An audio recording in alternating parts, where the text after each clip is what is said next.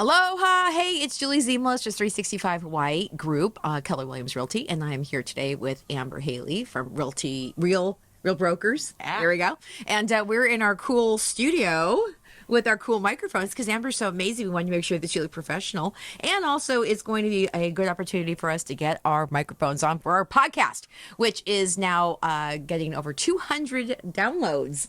Yay! Awesome. So what we're going to be doing today is bringing you the statistics and information about the housing market in East Hawaii to encompass Hilo and Puna and Pahoa. Yeah, Pahoa. Okay, there you go. Yeah, East Hawaii. East Hawaii, the whole thing. So, real quick, if you are on the Facebook page, go ahead and drop your questions that you might have for Amber. If you are seeing this later on YouTube, you could be part of the live experience if you join the Ohana at 365 Ohana. If you go to our website, our new website is 365 Hawaii Living. there you go, 365 Hawaii Living. We picked it up today. We get a new website. So we are moving right along here. So let's jump into having Amber discuss what's happening with the East Side housing market. So what do you got? All right. So for those of you who have been following along, I was just looking over the data since we have been with each other last month to see kind of what's going on, see if we've just kind of been waiting to see if prices are going to hold, they're going to drop. I don't think that many people think they're going to go higher, but actually so far this month of October, since we're already almost at mid-month, Yeah. I was looking at the sales for October, and our prices in the Puna district and the South Hilo district, which are the two districts we usually focus on when we talk about data in East Hawaii, the median price is actually increased a little bit from even just last month. So our prices are holding steady right now. In September, the median price was at about $350,000 in the Puna district, and now it's up to about $390,000. Wow. And so that's a very snapshot glimpse of data, but that just shows that as of right now we're not really seeing a drop in median price. And then in Hilo, last month it was 490, and right now about 500,000. So almost exactly the same as where we were when we were chatting last month. We haven't seen those prices decrease. We are seeing more days on market, though. More days on slower market. pace still. Okay. So as these houses are sitting on the market longer, they could be taking a decrease in price when the sellers no longer want to hold on to them, right? Yeah, that's but you're kind not of seeing that yet. I haven't seen that yet. So right now in Puna, average days on market's just over about 31 days, and in Hilo it's about 90 days. Ooh, so okay. A little bit more days on market, but yeah, we'll see. I mean, we're kind of heading into next month's already going to be November, and then it's the holiday season, and that's typically like a slower time for people to be buying when they get busy with the holidays. So Yep. It'll be interesting to see what happens on the seller's end. Yeah, because I think some realtors might be encouraging their sellers to get those houses moving off the market, because we're seeing a lot of price reductions in West Hawaii, which is interesting too, because usually a lot of people come in West Hawaii to buy during January and February, but we're seeing people who just don't want to wait that long to get their houses off the market, so we're seeing price reductions. So I'd asked Amber, are you guys seeing the same type of market that we're seeing on our side? And it doesn't look like it's happening as much. I mean, Not as much, but there are still the people that are pricing still here and then having to price reduce to meet where the actual market is, especially with those interest rates increasing. And people are working a lot harder. Sellers are working a lot harder. Their agents are working a lot harder to market. sell a house. Yeah. So when I have gone and toured houses for my buyers, I've had, people, the seller side, the seller has offered we'll remove those albizia trees. We'll do this. We'll do that. Working really, really hard to convince my buyers to bring an offer. And that's definitely not something we would have seen several months ago. No way. Yeah. It would have been good Yeah. luck. We'll see you, when you're handing us all the keys to everything. But with the interest rates, we were just talking about that, is that there are still people, though, that are on the buyer side, that are financing, right? Yeah, I would say the majority of my clients right now are financing through a traditional mortgage.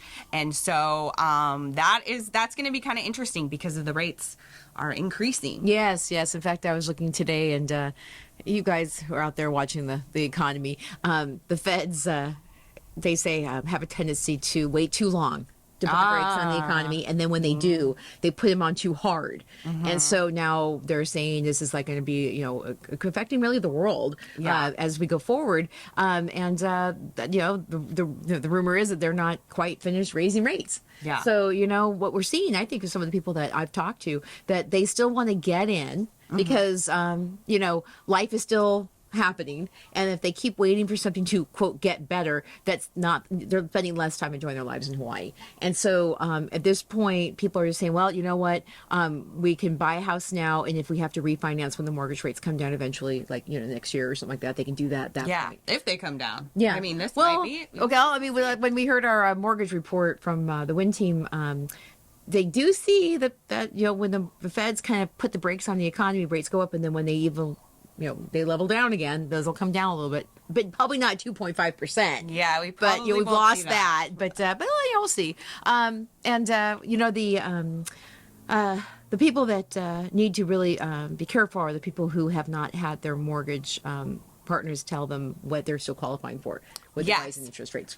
Yeah, absolutely. So for those of you watching who have maybe been on this journey of buying a house or thinking about buying a house, and you've gotten pre-approved or pre-qualified with a lender, now might be a good time to go back to that lender and check in, because if the rates have increased quite a bit, maybe from what you were originally pre-approved at, that could really affect your buying power. So that's a conversation it's better to have now.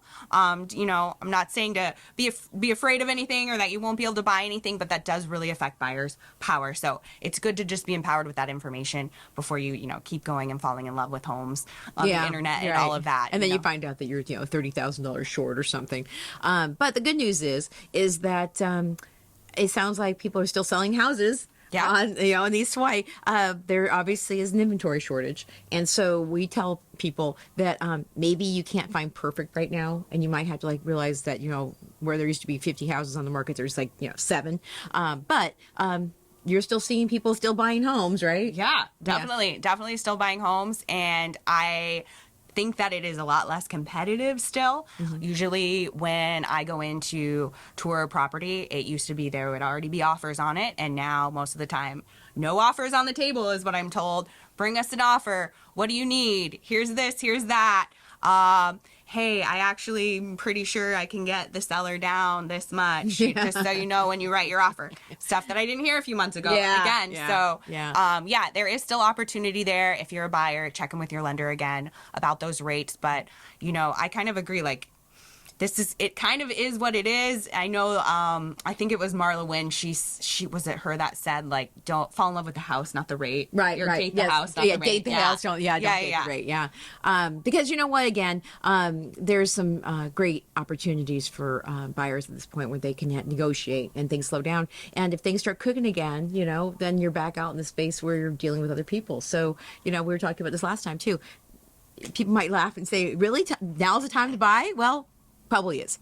So with that, real quick, I wanted to also add to our little show here, kind of like life in East Hawaii, and letting Amber discuss maybe a couple things that are coming up in the community. So those of you who are looking at what's life like there, some of the events that are coming up that people who actually are watching the show who already live in East Hawaii because they repurchased their house and they watch our show to see how the housing prices are holding up. But also just to give you guys a chance to see kind of like what's happening in Hilo. So give us a couple like, you know, things that are happening. You guys, I love East Hawaii. I know a lot of people probably who watch the show started because they were shopping mostly on the Kona side. I know a lot of your audience is West Hawaii based. But for those of you priced out of West Hawaii, like maybe I was, and moved to East Hawaii, it is such an awesome place to live. And just like a funny anecdote before we get into the events. Yeah. Has it been raining like crazy over here for you guys? My friends in Kona say it's been raining. Yeah, I was actually off island for about a week and a half, but I would call Eric and he said that they were having like full on, like, you know, flooding. They had flooding down on Kuakini recently. Yeah.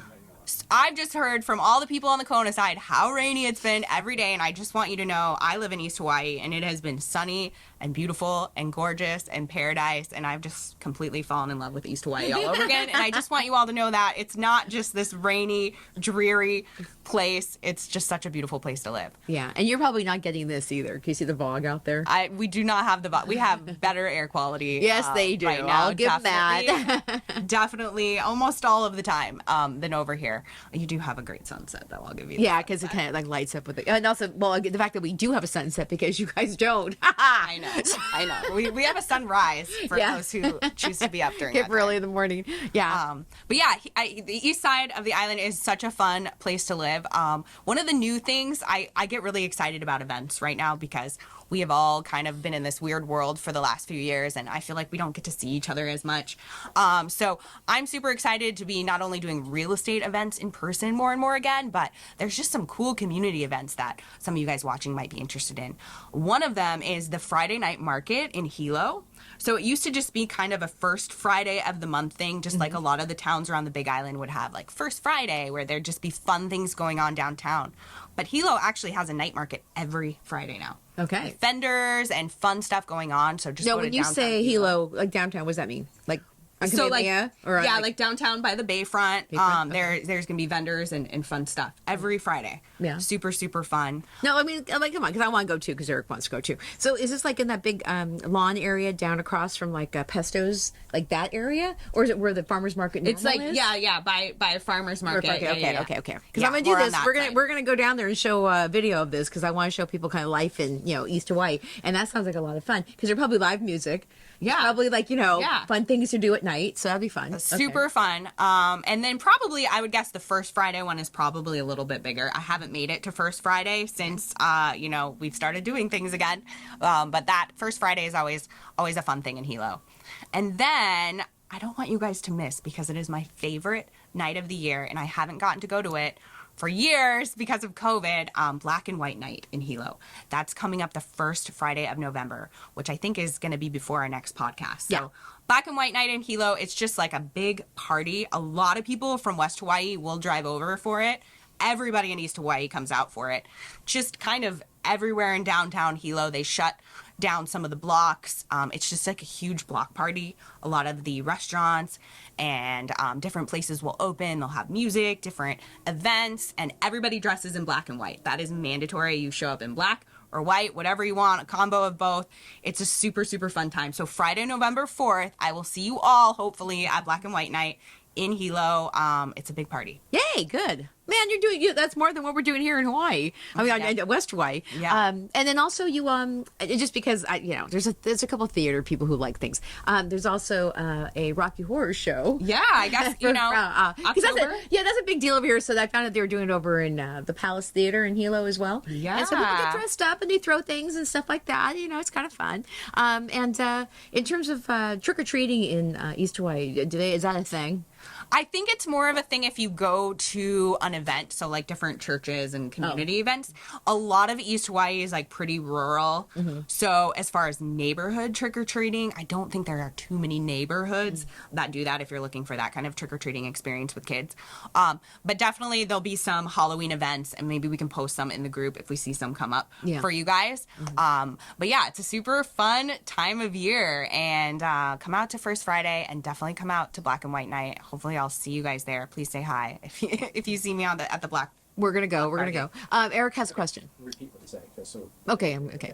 Lance Bond is watching. Hi, Lance. Lance. Lance says aloha. Brad says aloha. Julie, Amber, and cameraman Eric. There we go. So Brad says hello to all three of us. That's awesome. And Kathy Klotz is watching. And Eve says aloha, friends. You're awesome. Oh, Eve says aloha, friends. You're awesome. And Kathy Nikki Kloss is says, watching. Where in East Hawaii? Eve also says, where in East Hawaii do you live? Amber? Oh, I live in Puna. So if you guys have questions about Puna, I love the Puna district. I live about 30 minutes south of Hilo town. So if you're in like the Bayfront downtown, I'm about 30 minutes south. Sometimes I am out on the cliffs there of that Puna coastline watching the rain over Hilo, basking in the sun. I'm in a little sunny pocket there.